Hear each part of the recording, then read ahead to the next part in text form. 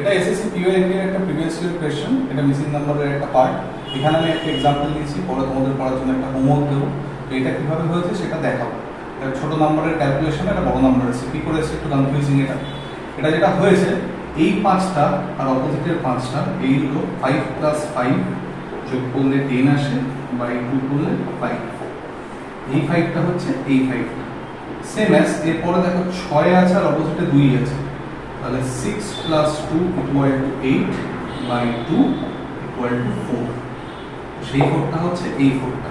তো একইভাবে 8 আর 4 যোগ করে 12, 12 বাই 2 6, আর তারপরে 1 আর 3 যোগ করে 4 বাই 2 করলে 2।